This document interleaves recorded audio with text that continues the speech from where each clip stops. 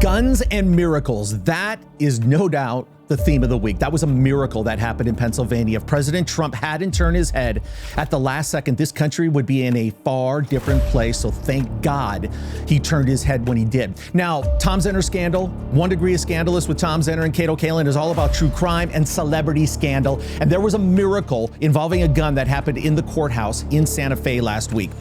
Alec Baldwin is off the hook because the prosecutor in that county was as incompetent as the security detail assigned to protect President Trump. It's that simple. So Baldwin's a free man. But the big question is, why did that gun go off? It never should have. A life was lost because of it. So on this episode, we have an expert that is going to break down all the protocols that are supposed to happen and what didn't happen on the set of Rust. This is a fascinating episode, everybody. Forget about the details of the trial. We recorded the interview before the trial ended, but the facts remain that there is still mystery about why that gun went off. And I think we answer some questions today in this episode. Enjoy it, everybody. Now let's bring in our guest from Destin, Florida, Rocket Man, G. Rocket Phillips. We're going to call him Rocket. This is a friend of mine for over 30 years. Wow. And the perfect guest, Kato, for us to have today. Rocket was an actor for many years in Hollywood. You may have seen him on some of the soap operas, Guiding Light, One Life to Live, General Hospital. He was on all of them. Usually played a pretty ruthless dude who may have carried a gun once or twice. But most importantly, he had a workshop. He trained actors how to handle swords, how to handle guns. He knows the protocol. He knows what it's involved. He's an expert of this case, and we're glad to have you, Rocket. Good to see you today, buddy. Great to see you two as well. Nice to have a reconnection to Kato. The last time we saw Kato, he was sandwiched in between two referees at the lingerie bowl, as I recall. Yeah, the lingerie bowl. That's where I know you from, right? I was so confused looking at you. I kept going, I wonder if that's Sally Jesse Raphael's son. Or is that, you got the glasses. I love that. Okay, we're going to get the laughter out of the way. Let me just, we can come back to that. But the lingerie bowl, Tom. The lingerie bowl, Kato was the announcer. I called myself the Nighty Watchman. Someone had to do it. Rocket, let's go back. Let's go back in time a little bit here. Yep. Back in the day, you were here, but you know everything that's involved when an actor is carrying a gun, holding a gun, using a gun on set. Now, there's so many places we can go, and this isn't about the details of the trial and what the prosecutor is doing, what the defense is doing. This is all about the gun, how a live round ended up in it, how it went off, how it may have gone off without him pulling the trigger. But Rocket, with your experience in Hollywood, let's just start with the death. When you heard it back in 2021 that somebody died on a set, knowing what you know about protocol and safety and the training that's involved and how there's so many mechanisms in place to prevent something like this, were you shocked or not shocked when you heard somebody died? I wasn't shocked at all when I heard that a couple of years ago, and I wasn't shocked when I heard that it was Alec Baldwin, to be honest. It's tragic what happened. And as I started looking into this thing, what I learned was even more tragic. And you scratched the surface on it. Was it money? A lot of it was money. Hannah Gutierrez-Reed, who was the armorer in this fiasco, was paid, or hadn't been paid yet, actually, because I guess she got fired, $8,000 for this thing. It's a $6 million movie with multiple weapons, and she is responsible for the weapons and for the loading of the weapons and the actual execution of the weapons use on the set. However, Kato made another interesting point. Here we are, got a really low budget movie, a $6 million movie, and an A-list star who's the exec producer. Nobody's going to tell him what to do. They're going to be totally intimidated by him. And I think Kato is right on the money, and that had a lot to do with this. Now, Kato, do you think it's Alec Baldwin specifically and his aura and presence and background and demeanor and intimidation factor that you were referencing? Or do you think any EP has that power on set? We'll get Rocket's opinion in a second, too. But me, we discussed this in the episode that aired last week. Alec Baldwin is going to do what he wants. He's not an idiot. He's an intelligent guy, and he knows it. He knows what Hollywood power is. He knows how to flex. You think he's going to let somebody tell him what to do? But you'd think you'd have enough respect for the fact that these are guns, these are bullets, something bad could happen. But is that what you were thinking, specifically Alec Baldwin, or the title? I think it's Alec Baldwin, but it adds power that he's the executive producer, because you never really question the executive producer, and you never question who's paying you. And you brought up another point, Rocket, that you said, it's a $6 million, it's a low budget film. I think sometimes people cut the corners to save even more money, and I think that's a huge problem, because they're not so involved. This is not going to happen on a Mission Impossible film. This is something where the corners are cut, and maybe not the best person was hired, and it's people looking for work. That could have played a part. It's just my opinion.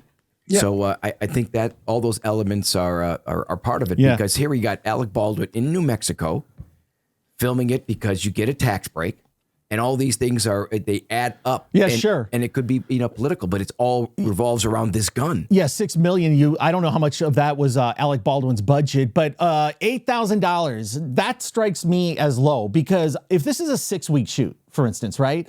The armorer is involved in ordering ammunition, logistics of the set, the guns, checking them out, testing them. She's there every day, right? Yeah. I mean, so is 8,000 low for an armorer, Rocket? It's kind of the bottom rung of that era of that industry. And here's what's kind of weird. I saw an interview with a guy, and his name escapes me at the moment. I should have written it down, but he was the guy who's like a Yoda, a Jedi Knight of armorers in that New Mexico area, local. And they went to him. That was their go-to guy. They went to him. The producers did, to hire him for this. He gave them a price, and they said, "Oh, well, okay, we'll get back to you." They never got back to him. And then they went with Hannah, who this was her second movie as an armorer. And man, it was just a shit show for her as far as that was concerned. Yeah. She was just very incompetent about how she handled this. But in her defense, she also had to do double duty as a prop girl. And exactly. So, I mean, it was just bad from day one. Right. And on a low budget film, you're working these long hours. It's not, I don't know if it was union or non-union. They can hire a union actor for certain things and with contracts. But here's the question I have. First of all, why were there bullets, real bullets, on the set?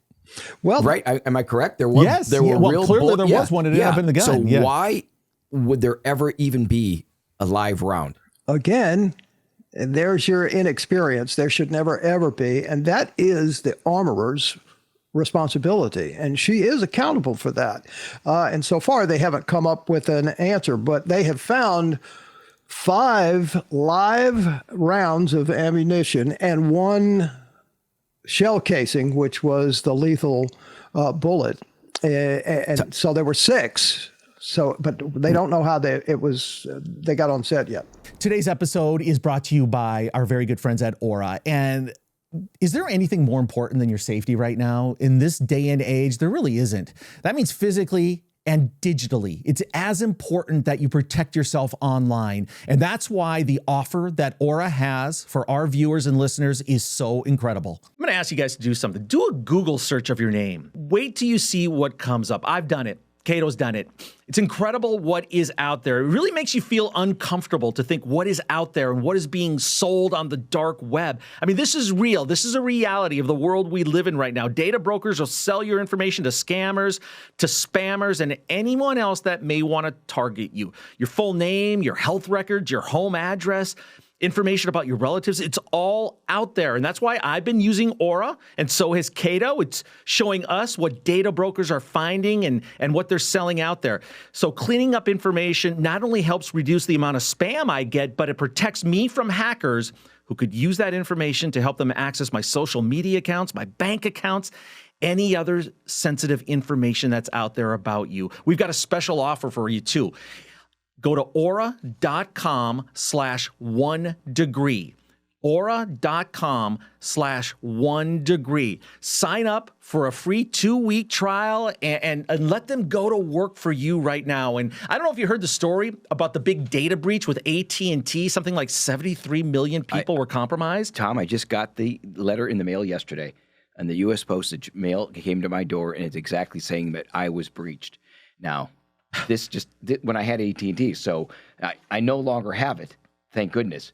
But yes, I was one of the people that was breached, and thank goodness for Aura. Yep, and it does give you peace of mind. So if you want to make sure that your information is safe, let Aura do all the work for you and take advantage of our special offer, Aura.com/1degree. Sign up for the free 2-week trial, and we also have the link in our description. Rocket, if you could just do this for our audience and for me, what is the procedure up until that? Give me the 3 minutes before the shooting, everything that it has to go through of the armorer, the actor. Give me that 3-minute breakdown of the gun, that scene before the shooting.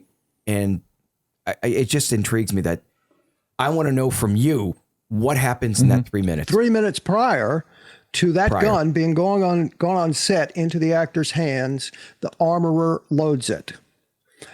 A minute prior to 45 seconds prior, when it's getting close, the armorer and the first AD, you've both been on sets, you know what a first AD is, they run the set, right? They call everybody into places. She meets with him and saying, this is what is in this gun. This is how we're going to dispense this to the actor. He confirms that it's okay.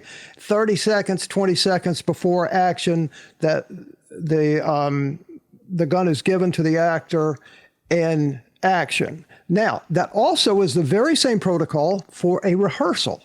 Okay. And that's where people cut corners. Now, we don't need to do all of that. You know, we'll do that when we get to the scene, when we get to the actual scene. But, you know, things were just breaking down like crazy. Hey, guys, this was a rehearsal. He was only supposed to unholster it. That's what was going on at the moment. Exactly. Now, you know, we're not going to talk about the trial. Hell, the trial could be over by the time you watch this. Yeah. This is all about what happens on a set when firearms are involved with an expert. Looking forward to getting all your comments. We got a great audience, Rocket. They're so active. They're so intelligent. Give us your thoughts as we go through this. Now, so that's what we're going to cover. That was my thing. How? It boggles my mind. I'm ordering stuff for the movie. Craft services, wardrobe, cowboy hats for Alec Baldwin. This is a Western. Maybe an old-fashioned wagon or something. Fake bullets. Fake. How does 1, 2, 5, 6 get in there? Maybe at the manufacturing plant, are they to blame? But, you know, before we do all that, and we have so much ground to cover in this podcast, this episode, Kato, Rocket and I used to do morning radio. A very, very popular morning show in Omaha. So if anybody watching remembers us, Sweet 98, The Cat, Rocket and I had the best show in Omaha back in the day when I was also doing TV, very tired in the mornings. He'd yell at me all the time because I got very, very sleep. But Rocket got... obviously, you didn't have to load guns, right? No, thank God. I'd be dead. You're in Omaha. He was throwing cartridges at me. I was just dodging those. The phone. Don't forget the phone when I threw the phone to the wall. In all seriousness, though, Rocket, one of the shticks you did was you married people, and you married dozens of people legally. You got certified on the internet. What do you have to do to become an armorer? Is there a lot of training involved? Is it something you just have to qualify, take a 2-hour class online? Is it like getting an insurance license? What is involved in being an armorer where you can work on a movie set? That's an excellent question. And the basic answer is on-the-job training. You have to apprentice under somebody doing it. There's no school you can go to except for getting a job apprenticing under somebody who's good at doing it. And it's just that simple. Word of mouth starts to build. Hey, Hannah can do this. Not really. But that's a great question, and that's how it's done. Mm-hmm. Yeah, you know, I worked on set. You know, I had a casting business. I also was in films. I'll never forget that when the guns were involved. Normally, we had someone that used to be SWAT. It was a cop, and if you even got close to pointing a gun in a scene at an actor, you get reprimanded. It's always to the side, and so that's another part that just blows me away. That they are so adamant about they're so professional, ones that I've seen, making sure they say, look, this is the gun, what it looks like. This is that they roll around the cartridge saying blank, blank, whatever it is. So that's what kind of blows me away, that I don't think that was done. No. On the set of Rust. No, Hannah was it. And Hannah was running props at the same time. So, and she just wasn't that competent. She should have never had that job. But I think just a general vibe of that place was just so slack, and that was the last thing that they paid attention to. And that, when we see what's happened, you just can't be that slack when you're dealing with particularly a firearm. Let me give you guys a theory and tell me what you think. Okay, this movie was shot in 2021. Okay, I guarantee you, or at least it's my hunch, there was way more concern about the, an intern or someone helping out with catering, making sure they had a COVID mask on, than maybe the safety and the protection of what's going inside these live chambers. I guarantee you, the way Hollywood was freaking out over protocols for COVID, right? I bet that took more of a front burner role. Could that be, Rocket? Because this is when productions really started again. 2021, they shut down for a while. $6 million, that's not a big budget. You want to wrap it up quickly. Alec probably wanted the payday, wanted to get this over with. He's got a big family. He probably doesn't want to be on set a really long time. I can see how shortcuts could be taken. But do you think, did that ever strike you that COVID protocols may have gone into a lax attitude towards firearms? 100% it struck me, because when you look at the footage that is coming out now, every third or fourth or fifth person has one of those beak masks on, one of those, what was K5 or K9 or whatever N95. it was. N95, that thing that made you look like some kind of alien mongoose. And there were a lot of those being worn, and I'm going, really? And then some of them weren't wearing them, and it was just very clear to me that was definitely an issue. The biggest issue to me is the fact it was pointed at a human being, at a cinematographer. So basically at the camera. How is that not something that has taken more of a forefront? And this isn't, to discuss, legal strategies or anything, but what could be more negligent than pointing a gun, whether you pulled the trigger or not, pointing it at somebody when you're not supposed to? I don't see why that isn't at the forefront here. I think the number one witness in this trial is going to be the gun, examining the gun. Did the gun go off accidentally? Is there something in the trigger mechanism? Was it a hair trigger? I mean, all these, I don't know anything about the gun, what it was, but they're going to examine this gun and try to prove the case with this. They've already, it all comes, am I right, Rocky? No one dies if it's not pointed at anybody. No, I agree with you. But they've already examined the gun, the FBI, and they have come up with the conclusion that there's no way that this gun could have gone off without the trigger being pulled. Now, what he says is, I only cocked the gun. I didn't pull the trigger. Now, I have some interesting information about that. If you want me to let me lay, I'm going to look at my gun here. Okay, here's my gun, right? This is a gun. It's a revolver. It's a single action revolver. So if I pull this trigger, nothing's going to happen on this gun, right? Unless I pull the hammer back and cock it. And then I pull the trigger, that's when it fires, right? There's also a double action gun, and that is when you pull the trigger, it opens and fires. That's double action. But this is a single action gun, right? So what happens, and you'll hear that, I guarantee you're going to hear this, that somebody's going to bring this up. You can cock it, but if it doesn't lock and you let it go, look what happens, right? You pull it back, you cock, whoa!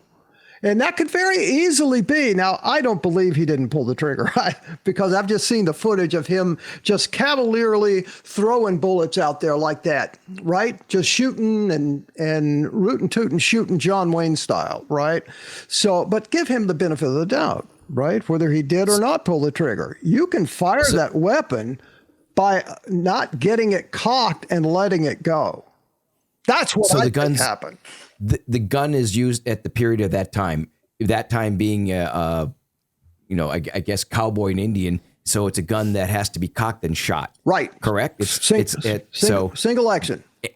But I like what Rocket says. There's a chance that you cock it back and it can still slip and go without pulling a trigger. Exactly. But it's still shooting someone. It's just like pulling the trigger. Yeah. And, a lot of it comes down to, did you grow up around guns? Are you comfortable with guns? I grew up where there was hunters, but I've never hunted. I don't like guns. I'm not a gun guy. I have a Byrna, which I feel very safe with having in my home, a less lethal option. In LA, you need something, and I feel very comfortable having a Byrna. I'm the same as you. So I'm not a gun freak. I don't like them. I feel uncomfortable if I'm holding a real gun. I think it could kill somebody. Did you get Rocket, I guess did you get the complimentary latte with that burner when it came in the mail?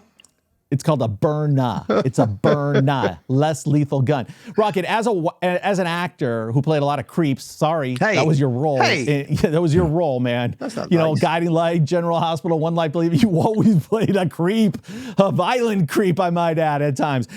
You had guns in your hands. Yes. What was your feeling as an actor when you had one, even on a soap opera? Which is a little cheesy. By the way, it's my dream job to be on a soap opera. But did you have mad respect anytime a gun was in your hand and you were feeling that steel? 100%. Look, and I was a swashbuckling guy, a sword fighting and a fight martial artist, and a gun guy before I was an actor. So I came from that first, and so I kind of morphed into doing that for other productions and teaching other actors how to do that. That's how I got started acting. And I sent you some tape about a thing that I choreographed and did where I actually fired a weapon at an actor, a fellow actor, 10 feet away, and remarkably didn't kill him. And it took a lot of time to make sure that happened correctly through you marked it, you literally started it with your fingers, and then we marked it a few times with a replica gun, and then we marked it a few times with the real gun not loaded, and then we marked it a couple of times with the actual blank in it, which gave the flashbang and looked great. And so that's kind of what, if they show this, that's what you're seeing. Mm-hmm. That was Guiding Light, right? Back in the early 80s? That was Guiding Light, yes. That was right before I came to Hollywood. Yeah. Well, I'll tell you what amazes me is to watch films like The Crow, where it happened, where there's and the films like Heat, where they have to have, I think they must have many armors on that set. But there's scenes with guns going 300 rounds, 1,000 rounds are just going off and off and off and off, and they have they're filming that. So that's always blown me away of, first of all, how it's done and how many times and how long that actually takes to show the actor. They're using, AR-15s and everything else, and it just amazes me how synchronized everybody must be on the set, because regardless, a blank can kill you.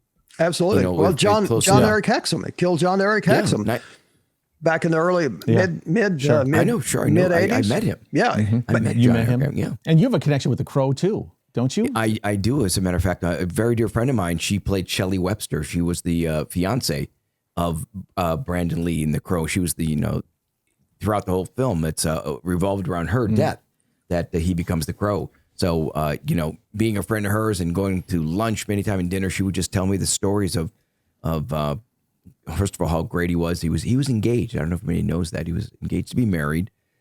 And I've told Tom before, that film, which by the way, I love. It's one of my favorite films, is the villain, Michael Wincott. It's so good. And you could see that was his film that was going to make him an A-lister, probably forever into the state, probably one of the biggest stars ever. And his life was cut short because it wasn't a bullet. It was a blank that inside there was a fragment, I think, of a bullet. Correct. You're absolutely right. It was a fragment. The blank, and the fragment that actually went through. And the blank knocked the fragment out. And that's what killed him. Yeah. Wow. And it just happened to hit him in the right spot where it could, one shot could kill him. Terrible. Yeah. Movies now, they're so action oriented. If you watch content, Netflix, Apple Plus, everywhere, it's just boom, nonstop shootouts. Jack Reacher, John Wick, Jason Statham, Tom Cruise movies. By the way, Rocket's got a good Tom Cruise story coming for us later in this episode, so stay tuned for that. So shooting is a big part of Hollywood. Now they use modern guns, right? It's modern times. It's like Kato said, it's AR-15s. It's, whatever it is, Yeah. right? Whatever a Glock, whatever. Do you think the fact that this was a Western, did that add to the element of danger because of the gun, because they're different, the mechanisms are different? Do you think that has anything to do with it? I don't. No. I mean, it should be much simpler. It's a single action gun. It's really hard to fire that thing. Where they made the mistake, in my opinion, was they needed 2 boxes. They needed a box of dummy rounds, which do not fire, and they needed a box of blanks. And now these could be really big boxes because they're going to go through a lot of both of those rounds. But from what I am learning, they just had all kind of different boxes with all kind of different things from various and sundry suppliers, and they couldn't manage it all properly, which is how, my opinion, some of the live ammo sneaked on that set. Guys, think about the odds of this, just numerically, right? Because on a Western, there's going to be a lot of shooting. So you need a lot of inventory of bullets, dummies, dead, blank, whatever there are, right? So you've got, like you said, cases and cases. But there was one live round that got into the gun at the one time he pointed it at somebody. I mean, statistically, the odds of this happening are so rare. It's almost like winning the lottery in reverse, right? Something tragic like that. But I mean, my God, I just keep coming back to the fact that who's the idiot that ordered ammunition that had a live round, and why were you pointing it at the camera, Baldwin? When it was just a rehearsal where you're supposed to just unholster it. Well, that's a great point, and this is what I can't figure out. Did and Rocket, maybe did Miss Hutchinson, who had passed away, the bullet went through her and then hit the assistant director, correct? Hit the director. Hit the director. So director first and ended up in her, correct? No. It hit Helena first, and it passed through her and hit the director in the shoulder. Which is amazing too, that a bullet went through, didn't stop in the body, hit a bone, it just went through and then hit the director. I mean, we don't know what's going to go on in the court case, but it's going to be so interesting to see exactly what happened. I mean, because conceivably could have killed 2 people with one bullet. Sure. I mean, sure. Well, unreal. It was very close. They were I was close. going to say, it's all close range. I mean, it's close range. It was just a few feet away. That's what's so crazy. Let me just show you what happened here just real quick, all right? So he has been shot. This is the reenactment, and I'll do it quickly. He has been shot. His character has been shot. He stumbles into the church and sits down like this. He has a shoulder holster under his coat, and he's sitting here, and the 2 people that are chasing him come in the church with a shot from his viewpoint. You see them coming in the church, and the next action is they think he's dead or dying. He reaches in his coat and pulls it out and goes bam, bam, right? That's how it happened. In that rehearsal, he pulls it out and he's talking to the director and to Helena, the cinematographer, and this is how it's going to go. And it went and bam, bam. And that's how she got shot, was during that move in the rehearsal. And that's why I'm saying, so when did he cock this thing? Did he cock it in here and go bam? Or did he cock it in here, cock it and go bam? It's just... Yeah. It's just that's really interesting horrible. Point. That's really it's an interesting point to think of it that way. Was it pre-cocked? Did he cock it then? So I don't think we're ever going to find out, to tell the truth. Well, Rocket, educate us a little. Go ahead. I think they will find out because they got footage of it. See, that's the thing. That's what I'm anxious to see. But if it's hidden, they're not going to know if he pre-cocked it. Sure, they are. Soon as he pulls it out, we're going to see where that's cocked or not. And it doesn't really matter. I'm just saying that's how it does. And when there's other footage of him just being so cavalier of throwing, you think of somebody who's going to shoot something, boom, or boom, like that, right? And when he's, every frame of him shooting a weapon has been this thing, boom, boom, just indiscriminately. So you're saying that in the trial, obviously the prosecution is going to have that on film, where they show maybe not the shooting, but they'll show the shooting of how cavalier he was, correct? Yes, absolutely. And that's pattern. That right? or whatever the legal term you want to use. But I mean, that does show that this wasn't a one-time instance where a horrible mistake happened. Like, for days, he's kind of like, wasn't taking it as seriously as he should. Exactly. And then you have the underpaid armorer. Yep. Who was too threatened to say, hey, stop. You got to be authoritative in that role. Absolutely. Have you seen that on set? Are they generally take charge types of people? Are they so low on the pecking order, everybody assumes things will be safe that they just don't do anything? Quick story. I got hired. I had a thing in LA called the Swashbuckling Workshop. I taught people how to sword fight, and occasionally use guns. I got a call from a friend of mine, Richard Young, and he says, man, I'm doing this movie and we need you over here. And I said, well, send your guy over. The stunt guy, the coordinator, Fernando Celis, came to my class that night and hired my entire class to go in 2 days for this movie, Ice Pirates. And when I got there, the star of this show was Robert Urich from the old Vegas series, okay? And Angela Houston was in the movie, and Ron Perlman was in the movie, and it was at Scattergood. I'm sure you know where that is. It's down there, the Scattergood power plant on the ocean down there by the LAX. And it was so loud, we couldn't really communicate because it's a power plant. And it's just, you had to wear earplugs just so it wouldn't make your ears bleed. Anyway, long story short, I tried to tell him, no, we can't do that. That's too dangerous. And he wouldn't listen to me. And we ended up literally, he shoved me, I shoved him back. We went rolling on the ground. He gets up and leaves and goes to his trailer, refuses to come out until I am off the set. And I took my 10 people, my 10 students, come on, we're leaving. And an hour later, Angelica Houston, in her scene, one of my girls was doubling her, and Angelica Houston got hit in the eyebrow with a sword and required like 7 or 8 stitches. And so they just don't care. They don't understand how very dangerous it can be when you have not amateur actors, but when you have amateur weapons people trying to perform stunts that they're not trained for. And that's one of the reasons that I think nobody could approach him. He'd get out of here. Come on, let's just do this. I know what I'm doing, because he's kind of got that personality. Tom and I had a sword fight earlier in the men's room, but nobody was hurt. That's a good thing.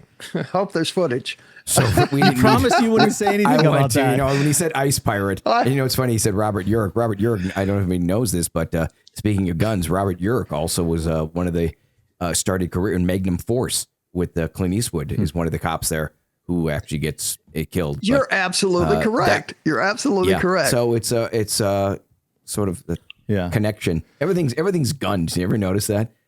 These days, and everything's guns though from films from back then. And I wonder how back like a film in Magnum Force, I think it's 1973, how much better or worse, how much better an armorer has to be, because more and more guns are used and different types of guns. So it's I would guess that most of the people that are doing this these days are retired military, retired police officers. That's what I would believe anyway. Yeah. Think about it. The other thing that's changed in Hollywood now in the age of woke is intimacy coordinators, right? Making sure your feet don't touch under the covers if you're in a love scene because someone might be offended. But damn it, let's just have a live round of ammunition, tragically kill one person and almost another. I mean, the priorities are just out of whack. It's just crazy. Why don't you break it down for us, Rocket, the difference between a dummy round, a blank round, and a live round, which are allowed on set, which aren't, how they're used, how they're handled? Well, the first thing is no live ammunition ever. That's just against the rules, right? You can't do that. So the other two that you're really dealing with is a dummy round. A dummy round looks exactly like the round that would be a live round, except it has a BB in it. A lot of them have a BB or a little ball bearing in the casing, right? It has no powder in it. Some of them do have what looks like a primer. Primer is what sets the thing on fire and discharges the weapon. But a dummy round cannot fire. There's no explosive in it. There's no bullet in it. Nothing is coming out of that. And typically the way you tell it is you can just wiggle it like this and you can hear the BB in it. Right? Right. Okay. Now, The blank round looks exactly the same, except when you wiggle it, there's nothing in there, right? You can't hear that BB. And it's kind of got a crimped. Remember those Jolly popcorn things that you put over the stove and and it Jiffy pops Pop. up to the Jiffy Pop. Yeah. Well, it kind of looks like that. It's kind of crimped the way that thing starts out. The way that Right. foil starts out. That's how the blank tip looks like. And what that is it's just wadding. It's paper. And when the hammer hits that primer, it does have explosive in it. It explodes, and it explodes the wadding. The wadding catches on fire from the explosion of the primer hitting it, of the hammer hitting the primer, and poof, that's when you see the flash, because that little wadding paper catches on fire, and then you have the sound of the explosion. Pow! It looks like a real gun. But nothing goes anywhere from that, right? So that's the main difference. And they didn't pay particularly good attention to keeping these two things separated. So if I were, okay, let's go back to my guiding light thing when I choreographed that one thing. Every time up until I actually fired that weapon at the actor, I was using a replica gun, right? The trigger wouldn't even work. Right? The hammer wouldn't pull back. So there was never any danger. So I could use that thing the way I wanted to, right? I could use it as a pointer, threaten it, whatever. It's a replica. It doesn't work, right? But soon as we had the time to make the shot, the money shot, that's when they put the blank in. And I knew that I had one blank in there, and that's all. And we did that and popped up. Pow! And that was the only danger. Now, if I'm sitting here and I'm shooting directly to camera, there's my guy, I'm actually shooting right there, really. And they shoot it at an angle where you can't see that I'm not shooting directly at the camera, right? Or directly at the actor. So it's here, bam, and we get the nice effect.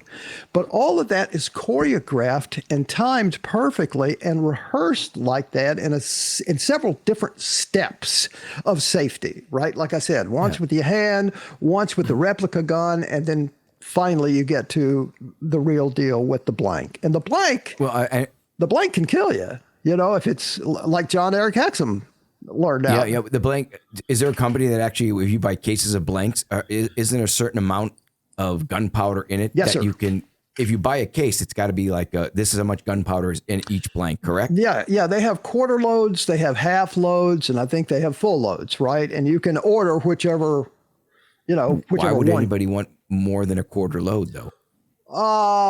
Impact, shock and awe, whatever, right? Okay. I've never ordered any of that stuff myself, but I just know that it's available. Sure. So much you can do that in post too, can't you? As far as how they sound and how they CGI, look. you Sure. can do everything different. Sure. Now at least. Sure you can. Yeah. If you add it up, the amount of discharged weapons in the history of movies, it's billions. I mean, just every guy, we're talking 50, 60, 70, 80 years, shooting, war movies, mob movies. It's unbelievable. So knowing all that, we're talking about basically 3 deaths, is that lower than you think? Is it a miracle it's not more? Is that collateral damage when you make films like this, that something bad eventually could happen? Look, something just came into my head. Let me share this with you. When we look at Spielberg's Saving Private Ryan. Saving Private, right? yeah, we're on the same wavelength. Yep. You're psychic now. Is that what it is? Okay, fine. Yeah. So he had those people train, boot camp train, military train a month. Right? A month. All of those actors did that a month. He kept Matt Damon out of that so that they would be pissed off at him because he didn't have to do the training, which kind of worked for the movie, right? But they had to go through all of that training, which was shooting and crawling around in the mud and all of that stuff, and the application of the what's that stuff you stick in when somebody's dying? I forget the Morphine. Yeah, the morphine tabs, right? They went through all of that training, and that's how you do it. And I guarantee you, they paid that guy more than $8,000, to run those guys through that training. And that's what didn't happen here. Any kind of training on any of that set. I've seen things from the footage that's come out. A guy sitting here got a shotgun, a double barrel shotgun. He's sitting here leaning on the barrel just like that. I mean, it's just constant stuff like that. They weren't trained, and it may have been. Do you know how to use a weapon? Oh yeah, okay, come on, you're good. My opinion is budget dictates safety. Sure, budget will dictate safety. 100%. And like we talked about off the top, the star power of a overriding presence like Alec Baldwin, because he's just unique. He's just that guy. You know? Tom put out a post on Twitter or X and Instagram, and you put out, will Alec Baldwin, even though we're talking guns, will he testify or will he not? And you had your poll, and I don't know. I was fascinated to know. It's almost 50-50. Oh, really? Yeah, it's almost 50-50. And this is thousands of votes, Rocket, of people. We threw it out there, Kato and I. Do you think he will testify in his own defense? Now, probably no need to, right? Since they detached the fact that he was an EP on this thing, so it's going to be harder to convict him. My gut feeling, and again, if you're watching this and it already happened one way or another, sorry, but we're talking about it now at the beginning of the trial. I still think he's going to testify. I look at him, with those monologues that he's had in his movies, Glenn Ross. Remember when he played that surgeon and he was basically telling him that I am God. I held your life in my hands when I entered that operating room. And, can't you see with 18 months of his life at stake here? I am God of myself. No. I didn't do this. I'm waiting for it to happen. I voted no, by the way, Rocket. I voted no. There's no way he's going to do it. Too much at risk. No matter what, if there's one person on the jury doesn't like him. Yeah, so but it's a no-win for him. Kato, let me say that. But you've already argued the fact that his presence and his intimidation factor was a factor on the set. Yeah. So couldn't it be a factor in a courtroom?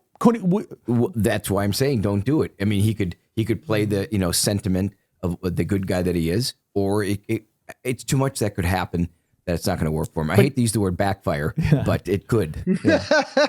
I just think if there's one actor that it could pertain to, it's him. It's that guy. But the thing is, I get your point completely. Okay. I understand what you're saying, and you could be right because he does have that presence. And I think that you're saying his ego could win over anybody. Let me ask you guys another just totally just ridiculous theory that could never happen. Like say O.J. Simpson was being tried. Do you ever think a prosecutor would ask him to try on the gloves that had been sitting in a warehouse probably and shrunk on live television? Do you ever think anybody would do that? Yeah, exactly. Never ask a question you know the answer to. It's so funny that we're talking about Alec Baldwin and you name drop someone else with Tom Cruise, and they worked together on quite a few of the Mission Impossible films. So I've been sitting here going, what's the Tom Cruise story? What's the connection?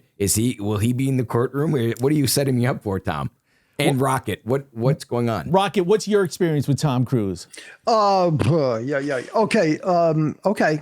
This has nothing to do with Alec Baldwin. I just want to preface that. Okay, sure. So I'm a young actor in New York City, and we have a powerful agent. And the agent, they had it was me, and it was John James. It was a guy named Patrick Saint-Esprit, and it was a guy named Tommy Cruise, a 16-year-old kid named Tommy Cruise. Our agent was very tight with a woman in L.A. named Joyce Selznick, okay? The granddaughter of David O. Selznick, the producer of Gone with the Wind, right? She had the last vestige of the studio system at ABC Television. And what they would do was pay an actor a 7-year contract, $50,000 a year, and your job was to audition for ABC TV product, whether it was a soap or whether it was episodic or movies of the week, okay? So she cut that deal for us, the four of us. John James went out. He was immediately, did a pilot called Oil. 3 months later, it was picked up and it was changed to Dynasty. And so that thing went on. So we were all excited about that. The next thing, when Patrick Saint-Esprit went out, probably don't know him, but he's now working again. But he got out there, had a religious experience, got born again, and dropped out. The next thing was little Tommy Cruise. And what he had done up until that point was endless love with Brooke Shields. He had a little under 5 in that movie. But from that, he got to be in Taps, which was a movie with Sean Penn and Timothy Hutton and George C. Scott. Well, there was a guy that had the pivotal role in that movie, got busted for dealing on the set. They were shooting at some little military academy in Connecticut. And as opposed to going back into the city and recasting that, they bumped that role up, bumped Tommy up into that role, 16, 17 years old, right? So it wasn't a big role, but was a pivotal role about a crazy military academy student just got a hold of a machine gun and just strafing it. He booked risky business from the dailies of that show. Okay, so he turned it down. Comes my turn to go out there. I come to Hollywood and I rented. I don't know whether they still have this at LAX or not, but they have an exotic car rental at LAX. I rented a 450 SEL red convertible so I could drive on that Paramount lot, sign my deal, and I was excited. I pulled over to Melrose and oh my God, Johnny Rockets. Yes, that's where the name came from, actually. And so I used the payphone at Johnny Rockets to call and verify my appointment. It's like 4:30 in the afternoon with Joyce Selznick. This is, at the time, my name was Gary Houston Phillips, and I said, I'd like to talk to Joyce Selznick to confirm my appointment. Just a moment. And I went through this, just a moment, 3 or 4 times, and the lady comes on, are you the one holding for Ms. Selznick? I said, yes. And she said, I don't know how to tell you this, but Ms. Selznick passed away this morning. And I'm going, did she leave a contract on her desk? You cannot be serious. And so she passed away. God rest her soul. So I end up, here's where the name dropping comes in. A friend of mine was a girl named Lee Wilding. She was Elizabeth Taylor's stepdaughter, and she was the nanny at the Bob Hope compound. And she had lived in a little guest house there. So we end up drunk and maybe kind of naked, and just crying and being pissed off. And I said, I better call Dolores, my agent back in New York. I get her on the phone. She is just torn up. She is gutted. She's crying like crazy. And I'm crying, naked, drunk. And she says, that little son of a bitch. And I went, what? What do you mean? She said, Tommy. He left me for creative artists. And I went, are you kidding me? What? That's what you're crying about? Well, yeah, that just cost me millions of dollars. And she didn't even know Joyce Selznick had died because she had been dealing with that all day long. And she got on a plane the very next day, and that was on a Wednesday. And on Thursday, walked me into the head of Warner Brothers, Fox, and 20th Century, Fox and Warner Brothers, and some other one, and took me to 2 agents. Okay, I'm not talking about the head of casting. I'm talking about the head of the studios. And 4 days later, I get a phone call, and it goes like this. We're almost done. I get a phone call, and it goes like this. Hello, did you say you could sing? And I went, yeah. Hang on. Okay, I wait. Did you say you could play the guitar? Yeah. Hang on. Comes back again. Did you say you could sing like Billy Joel? I said, well, I didn't say that, but yeah, I can do that. He said, hang on. Then he comes back. He said, okay, I just booked you a guest star on Taxi, and you better be effing good. And sure enough, that's how my career started in Los Angeles from that thing. But the whole thing about Tom Cruise, he left me for CAA. I'll never forget. Did you shoot the Taxi episode? Yeah. Oh yeah. Yeah, he's playing a guitar in it too. I remember. I'm playing a guitar and singing a Billy Joel song. Yeah, you were like on the floor, like strumming away. Actually, I kind of remember the song at one point. Vienna waits for you. Oh yeah. That's a snapshot of Hollywood though, right? Isn't it how one thing can just change your trajectory, either good or bad? Yeah. She dies. It's no contract at ABC. Honestly, Tommy Cruise gets bumped up. That is that honestly is a great Hollywood story. And the whole thing, I'm in that area, but Bob Hope doesn't have the compound, but I'm amazed you're in Toluca Lake at the Yeah, absolutely. Bob Hope Yes, compound. sir. And, Yeah, you're absolutely and right. Bob Hope's wife is Dolores Hope, but your agent is Dolores. You've got a connection and everything. That's a great story, Rocket. Honestly. And every bit of it is true. The rest of my stories are total shite, but that is 100% And true. the part where you, and to wrap around to our show, you're in bed, you said, you're naked, possibly drinking naked and possibly shooting blanks. Anyways, I wrapped it around, Tom. I wrapped the story around. Man, that was impressive. That was Well, he doesn't have any kids, so maybe. By the way, Rocket, you signed up for this show. That's what you get from the K Train. The K-Train hop on. man. By the way, one of the other, we've talked about this many, many times, but the other great story is that, Kato, during the OJ thing, right when it was happening, tell Rocket the role you were up for. Oh yeah. So, speaking kind of a connection, what you're saying, how life is, whatever your blueprint is, and you, after your story, you see from, I think, above, that was my blueprint in life. And mine was, I had a buddy of mine was an executive at New Line Cinema. I'll make mine really short. He gave me a script because he was a dear friend of mine, and we would go out on weekends and, clubbing or whatever. And another friend that we went out with during that time was a guy named Dan Loeb, who's probably one of the wealthiest men in the world now. Sure. He owns Third Point. He's a hedge fund guy in New York. This is the guys that we just hung around with. This is pre-OJ. And then he gave me a script. He goes, "You got to be in this film." Now, you have to keep in mind, this is a buddy of mine. He knew my sense of humor. He says, "Read this script." I said, "This is hysterical. This is huge." So he said, "Okay, casting's going to see you." So they just set up a camera, and I'm reading all these other parts. And I said, "God, this is it's kind of like, this is exciting. This is going to be a major film." The murders happened that week. My life, I became sort of a caricature. Nothing happened with my life from that. But that role was, I read the role of Dumb and Dumber, and my hair was long. Oh, and it was, I wow. read the Harry Dunn. Not that I was going to get it. Jeff Daniels is brilliant, but I read other stuff too. But my connection to that was later on meeting the Farrelly brothers and telling the story and becoming not hangout friends, but golfing with them and meeting him at a Super Bowl. But that's the connection of life. And you just kind of go, okay, that's just another story that I can tell in public, and it's like one of those unbelievable stories of how life is. Right. Every moment, man, I'm telling you, Tom, grasp every moment. Life is short, and just have fun. As we learned on the set of Rust, life is very precious. Tragic things can happen. And just to carry his story further, Rocket, you get a kick out of this. When Kato got married in 2022, he got married at David Zucker's house, right? Producer, writer, director for Naked Gun, Airplane. Scary movie series. Scary movie. I mean, legend. David Zucker. They're both from Wisconsin. And his brother Jerry from, of course, Ghost and Ruthless People, and just so many. Yeah. So, and it's Hollywood royalty, but let me finish the story. Milwaukee. Okay, go ahead. Yeah, they're both from Milwaukee. So, Kato's getting married in the backyard in Brentwood at his house, Zucker's house.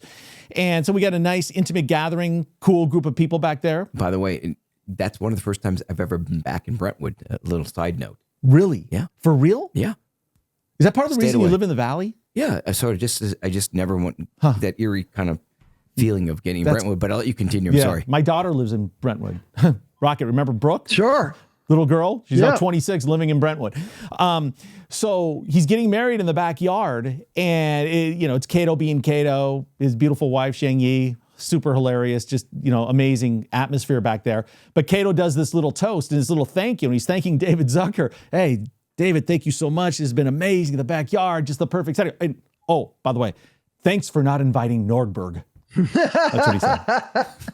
For those who know Nordberg. That was so good. OJ played Nordberg. That's my favorite Thank line. you. Yeah. Wow. Nice. Anyway, Nice. So Rocket, anything else? You've done a ton of research on this. You've got a lot of background info. What else? Have we missed anything? Give me the juiciest nugget morsel that we haven't covered regarding Rust, regarding Baldwin and the gun. We really haven't. I haven't really emphasized the training element that should have happened prior to this. But in my wildest imagination, I can't imagine somebody as egocentric as Baldwin is to be trained to do anything, because he knows it all right now. I mean, he just knows it all. He wasn't going to be trained. I would have got fired on the first day, like I did with the Ice Pirates. But Hannah, or any of them for that matter, wouldn't have had the courage to do any of that. And that is the main problem. They have to prove at the crux of this thing, no matter what anybody says about this, they have to prove him negligent if he's going to go to jail. They have to prove him of gross negligence. And that's going to be hard to do. And I'll tell you why. Here's my prediction. I do not believe he's going to be convicted. And here's why. The judge in the Gutierrez-Reed trial told her, young lady, you are solely responsible. When she sentenced her, you are solely responsible for the death of this woman, and you are going to jail. And I went, oh, well, there you go. They're not going to convict Baldwin. She's already made her decision. Same judge, right? I don't think he's going to be. I don't think he's going to be. I think she's made up her mind. Same already. judge, solely responsible. You can imagine she's sitting behind bars now for 18 months, just filled with regret. Why wasn't I stronger on set? Right. Yep. Why didn't I just do my job? Why was I so afraid of Alec Baldwin? I don't think she knew. I don't think she knew her that. job. I don't think she knew that was part of her job. I think she was just dumb, right? I think and young life was taken. Naive, dumb, inexperienced. But also, and unfortunately, the young life was taken. Someone in the prime of their life. Yeah. And Tom, wrap it up here. But I also think it has a lot to do with filming and political reasons, because New Mexico gets a lot of money coming in from Hollywood to make it like a miniature Hollywood for these $6 million to $10 million films. Lots of filming there. You're right. And anything could happen. Like, no more New Mexico. We lost that. This is they went against us. That's a good point. SAG after it could be something like that. Is that a possibility? I mean, could you see power coming down from legislature, state government in New Mexico saying, do we really want to lose all this over this? Nothing would surprise me. Yeah. I don't know. I mean, the money that they get from having that Yankee Doodle dandy feather in their hat for being a destination where movies are made. I think that's in there. That's not going away. That's not going away. I don't think. Okay. Yeah, you're right. You know what is going away? A lot of productions in LA. Yeah. They're in Georgia. They're in New Mexico. They're overseas. Tennessee. Yeah. And this trial will also have quite a few expert witnesses and probably other armorers talking about this from other sets. So we'll see. Okay, so glad I could connect you two. Rocket, we'll have you on again. But hey, tell our audience, we have a great true crime pop culture audience, very loyal, best on YouTube. We love our audience. They're incredible. But talk about the content that you're creating and where people can find it and what's new with your show. Man, I've been bouncing around for 10 years trying to figure out what you guys have already figured out. I just kind of walk around and pick up your towels and your jock straps and try to hope that I can glean some kind of wisdom from what y'all are doing. I have a YouTube channel, Nash Rocket Media. I'm in Destin, Florida, and I shoot family portraits on these beautiful beaches down here. And so that's kind of how I keep myself sane. And I'm relaunching my YouTube thing to not go after necessarily the crime and drama genre, although this will find its way into what I do, but just pop culture in general. The world to me has gotten so crazy, and I've been so timid about pointing out how just staggeringly stupid people can be. I think it's time for me to have some fun with that. And so that's all right. Well, I'm Mr. Pop Culture myself, and every time I look at Rocket, I want to scream Yahtzee because he's rolling the dice, and I love it. And Yahtzee for you, real quick. I tell you, from the Yahtzee references and the Sally Jester, Raphael, both of them I got, by the way. I know. Can I give you a little bit of advice, Rocket? Please. As you're doing these beautiful family portraits on the white sand beaches in the redneck Riviera of Destin, Florida, make sure there's no live ammunition in that film that you're using, okay? No, I won't. Or we'll have you on our show again. I won't do Thanks. that. Hey, Rocket, thanks. Great to see you. You too, Kato. TZ, All right. always, man. Great seeing you, Rocket. Thanks so much. Thank you so much. Okay, man. And appreciate that. I thought you guys were going to do a quick ending like this is Sweet 98. Okay. What was our send-off? I don't remember. Do you remember, Rocky? Say It your was prayers, good. share your toys. Don't hurt nobody. If you make a mess, clean it up. Skate fast, take a lot of chances. If you wear them knee pads or something. And elbow pads? Elbow pads, because, man, it hurts when you go down. We'll see you next time. All references to Bob Hope's assistant, by the way. All that That's stuff great. there. No, great stuff. That was it, man. That was the tag that we used back in the day. Hey, by the way, our old friend or our current friend, Paul Baresi, the Hollywood Fixer, has a book out. I want to plug it. We have 2 episodes with Paul. He is the man. Yeah, the old school Hollywood Fixer. Accidental Fixer. Johnny Depp's Accidental Fixer is the name of it. Paul Baresi. Get it on Amazon and everywhere you want. Really fascinating stuff about his life and his involvement with Johnny Depp when this thing was going to trial. But Paul's backstory is incredible. He's on X, on Twitter X. You can follow Paul, and he's got great stories. We got to pick up the book. Yeah, it'll be good. Let me ask you a quick something to say? question. I was going to ask a quick question about him. Is he a fixer in the style of Ray Donovan or Michael Cohen? No, it's not Ray Donovan. He's the guy that might, he does what's needed, bodies stay intact, but information is gathered and problems go away. That's our man, Paul Baresi. Nice. Old school Hollywood Fixer all the way. And Tom is always on our episode. We love comments from people. Yeah. They always are commenting. You can comment on Rocket, myself, and Tom, and we enjoyed this episode. We hope you enjoyed as much as we did. It was again phenomenal. Yeah, and as we, we're still going to get the big OJ guests, and I'm working on some huge ones. But man, the things that are in the news right now, we're going to be all over these. We're going to have the best guests. So yeah, like Kato said, get the comments going. We love hearing from you. We'll keep you updated every week in our community page, and of course, follow Kato. It's 2 different follows too, by the way. Instagram Kato and X Kato are 2 different personalities.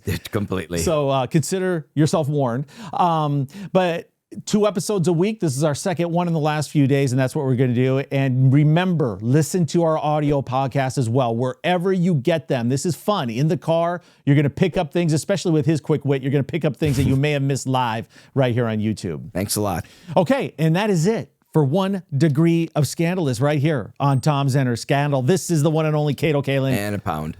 I'm Tom Zenner. Thanks so much. We'll catch you next time. Hey, if you enjoyed that content on the gun on the set of Rust with Alec Baldwin, we got 2 other shows for you to check out. Check out this one right here. The top 5 mystery scandals, stars, villains, and lies of the OJ scandal. And could someone other than OJ have committed the murders? Check this episode out right here.